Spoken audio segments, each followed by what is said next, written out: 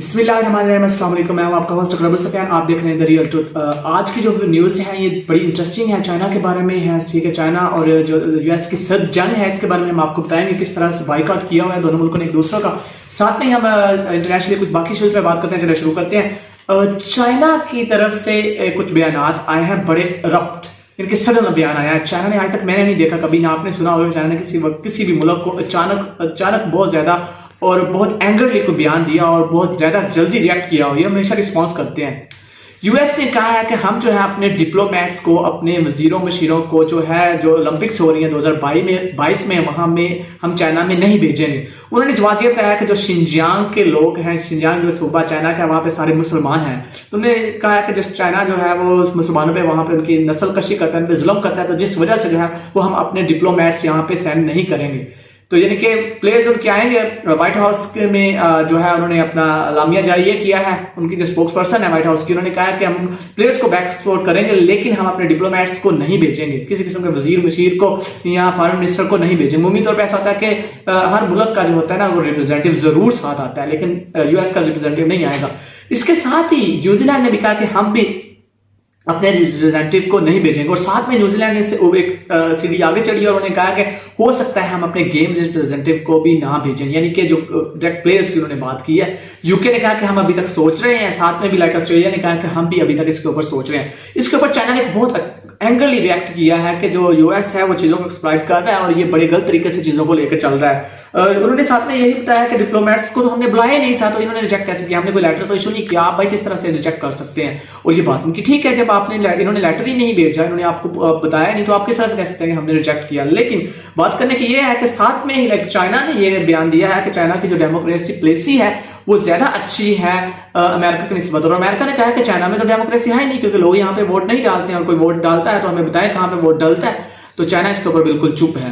तो बात यह है कि इनके दरमियान जो सर्द जंग है, लफ्जी जंग है, ये अभी तक छिड़ी हुई है। एक छोटा सा कंट्री है यूरोप में, उसका नाम है लिथुआनिया। लिथुआनिया ने भी अपने डिप्लोमेट्स को और बाकी चीजों को भेजने के, इनके जितने रिप्रेजेंटेटिव हैं उनको भेजने का मना कर दिया। उन्होंने कहा कि हम सिर्फ अपने प्लेयर्स को भेजेंगे। तो लिथुआनिया के साथ जो ट्रेड वार है चाइना की वो बड़ी ऑब्वियस है। और ये आर्टिकल जितना भी मैं जो बताते कर रहा हूँ, ये सारे साथ साथ आर्टिकल आपके साथ चल रहे हैं। अब बात करते हैं जो बहुत ही इंपॉर्टेंट एंड बहुत ही हसास एक इशू है, कोविड के बारे में। अल जजीरा ने एक आर्टिकल लिखा है, उन्होंने कहा कि क्या आज कोविड जो है इसको as a political weapon use किया जा रहा है। क्या दुनिया में कोविड जो है ये किसी तरह थम जाएगा? क्या ये थमदा नजर आ रहा है? नहीं। ये सारा कुछ इस आर्टिकल में उन्होंने बताया। और साथ में उन्होंने ये कहा है कि जो लोग, दुनिया अचानक जो है वो रास्ते बंद कर देती है या अचानक फ्लाइटें कैंसिल हो जाती हैं, ये सब झूठ है, ये एक प्रोपेगेंडा है। इसको लोग सिर्फ एक्सप्लॉइट कर रहे हैं, कंट्रीज एक्सप्लॉइट कर रहे हैं, या किसी कंट्री को हिट करना हो तो उसके लिए ये लोग यूज कर रहे हैं। अच्छा, जैसे कि आपको पता है कि अचानक ओमिक्रॉन के केसेस निकला। सबसे पहले केसेस जो थे, लोगों ने सबसे पहले साउथ अफ्रीका के ऊपर नाम थोप के तो साउथ अफ्रीका पे सभी पाबंदियां लगा दी। लेकिन कुछ ही दिनों बाद एक WHO ने एक रिपोर्ट दी जिसमें कहा कि डेनमार्क जो है उसमें 10 दिन पहले ही जो है साउथ अफ्रीका से केस निकला। लेकिन ये बात यह है कि एक कंट्री को इन्होंने पहले ही उठाने के बाद फौरन उसको रिएक्ट किया। उसके बाद चीजें इस तरह से हुई कि वो कंट्री को जो है ना बहुत ज्यादा सभी पाबंदियां लग गई। और उसके बाद क्या हुआ, ओरिजिनलिटी क्या थी, चीजें कैसी थी, तो वो तो पता नहीं लग सकी। लेकिन साथ में इस आर्टिकल में ये बताया गया कि कोविड के नया वेरिएंट हमेशा के लिए आता रहेगा, ये एंडलेस है, इसका कोई टाइमलाइन नहीं है। ऐसा नहीं है कि 2 साल बाद 4 साल बाद चीजें जो है वो नॉर्मल हो जाए। ये अल जजीरा का ये आर्टिकल है, मैं सारा उसका ट्रांसलेशन जो है लाइक बीइंग अ डॉक्टर आपको उसका लीन चीजें बताता जा रहा हूँ।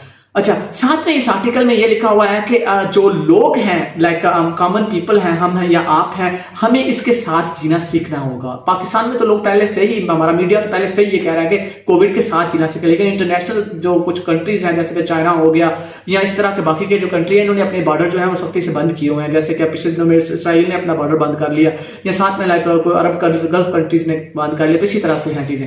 तो उन्होंने साथ में कहा कि ये जो है ये एंडलेस वेरिएंट आता रहेगा, इसका बार बार आता रहेगा। तो ये है कि इसके साथ ही जीना सीखें, रेदर देन कि एक नया वेरिएंट आए या इसकी नई फॉर्म आए तो हम जो है उस कंट्री के ऊपर जो है वो पाबंदियां लगा दें। ये आर्टिकल में लिखा गया। अब बात करते हैं कि WHO वर्ल्ड हेल्थ ऑर्गेनाइजेशन ने कहा है कि जो प्लाज्मा होता है वो कोविड की ट्रीटमेंट में अभी ये यूजलेस है। इससे पहले ये मिथ पाई जाती थी कि जो प्लाज्मा होता है उसमें कुछ एंटीबॉडीज होती हैं, जो जिस बंदे को कोविड हुआ उसको लगाने के बाद जो है ना वो क्योर किया जाता है। अभी WHO ने कहा कि ऐसा कुछ भी नहीं है, ये बिल्कुल इम्पॉसिबल सी बात है। अब बात करते हैं यूक्रेन के बारे में। यूक्रेन के बारे में हम एक कंप्लीट वीडियो बना चुके हैं। वहां पे रशिया ने अपने जो है और मशीनरी और डिफरेंट किस्म की उन्होंने वेपनरी जो है वो तैनात की हुई है यूक्रेन के बॉर्डर के ऊपर, जिसके ऊपर आज जो है वो डेनमार्क, जर्मनी, इटली और यूके, फ्रांस ने कहा है कि भाई आप जो है रशिया जो है ये अपनी मिलिट्री जो है वो पीछे ले जाए, वरना इसके सीवियर कॉन्सिक्वेंसेस भुगतने पड़ेंगे। और ये कभी भी पॉसिबल है कि जो रशिया और यूक्रेन की पानी के ऊपर या लैंड के ऊपर इसी महीने के एंड पे या फिर नेक्स्ट मंथ के शुरू में जंग हो जाए। इसके ऊपर 3-4 मुमालिक ने तो जो है इनकी हमायत की है, लेकिन बाकी लोग जो है इनके खिलाफ खड़े हुए हैं। अब देखते हैं कि इसके ऊपर चीजें कैसे होती हैं। सीरिया में इसराइल ने एक अटैक किया और इस अटैक को सुबह अर्ली इन द मॉर्निंग 1:23 पे किया है, जिसके ऊपर उनकी एक पोर्ट है जिसका नाम है लटाकिया पोर्ट। तो इस लटाकिया पोर्ट के ऊपर उन्होंने, सबसे बड़ी पोर्ट है और इस पोर्ट के ऊपर सीरिया का सबसे ज्यादा बिजनेस होता है। तो सीरिया ने इसके ऊपर बहुत ज्यादा जांच किया, लेकिन ये इंटरनेशनल मीडिया पे कोई खबर नहीं चली या किसी को कम ही पता चला। शायद इक्का दुक्का न्यूज चैनल ने रिपोर्ट किया, जैसा कि ये साथ चल रहा है अल जज़ीरा, इसके अलावा किसी ने और कोई रिपोर्ट नहीं किया है। ऐसे एक मीटिंग होने जा रही थी चाइना की, उसमें यूएस था, ठीक है, उसके साथ यूके था। उस मीटिंग में डिस्कस करनी थी कुछ जियोपॉलिटिकल चीजें जो कि दिसंबर 9 और 10 को होगी। उसमें से चाइना को निकाल दिया गया है यूएस की जानब से। तो ये भी एक बहुत बड़ी डेवलपमेंट है कि चाइना और जो यूएस की जंग है ये बड़ी सर्द किस्म की और बड़ी डिफरेंट किस्म की होती जा रही है। यूएस में 900 एम्प्लॉयज को एक ही झटके में फारिग कर दिया गया है। जो लोग भागते हैं यूएस में नौकरी के घस के चक्कर से, उनके लिए एक बुरी खबर है कि कोई किसी भी वक्त आप कितने भी लोगों को जब चाहे आप फायर कर सकते हैं। तो ये एक ही दफा में एक बहुत इंटरेस्टिंग न्यूज है लास्ट पे, जो कि ट्रंप ने जब इलेक्शन कैंपेन चलाई थी पिछले दिनों, तो जिस स्टेट्स में वो जीता है तो वहां पे जो कोविड से मरने वालों की तादाद है या रेशो है वो सबसे ज्यादा है बनिस्बत उन लोगों से जो कि बाइडेन जिन रियासतों से जीते हैं उनकी निस्बत। क्योंकि कोविड की वजह से यह थी कि हम मास्क नहीं पहनते हैं, तो इसलिए इसने मास्क के बगैर ही सारी कैंपेन चलाई थी और वो लोग इस बात पे बिलीव करते थे कि हमने मास्क नहीं पहना है। तो ये बड़ी इंटरेस्टिंग खबर थी और ये बड़ी फैक्चुअल भी है कि आपने मास्क पहना है, अपने प्रिकॉशंस लेनी ही लेनी है। You can't deny the Covid. That's all for today.